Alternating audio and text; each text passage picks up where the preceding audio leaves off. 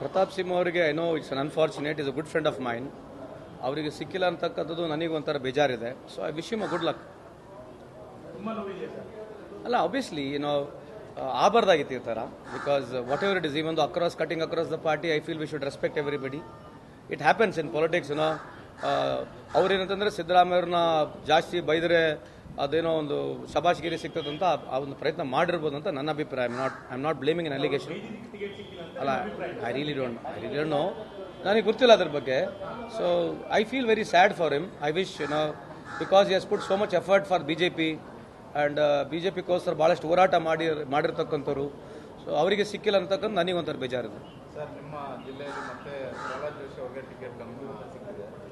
ನೀವು ಯಾವ ರೀತಿ ಸ್ಟ್ರಾಟಜಿ ಮಾಡಿದ್ರಿ ಸರ್? ಈ ಬಾರಿ ಆದರೂ ಅವರ ಜಯಬೇರಿಗೆ ಏನಾದರೂ ಬ್ರೇಕ್ ಹಾಕೋದಕ್ಕೆ ಅಲ್ಲ, ಜನನೇ ಬ್ರೇಕ್ ಹಾಕಬೇಕು, ಹಾಕ್ತಾರೆ. ಇಡೀ ಭಾರತ ದೇಶದಲ್ಲಿ ಬಿಜೆಪಿಗೆ ಈ ಬಾರಿ ಖಂಡಿತವಾಗಿ ಬ್ರೇಕ್ ಹಾಕ್ತಾರೆ.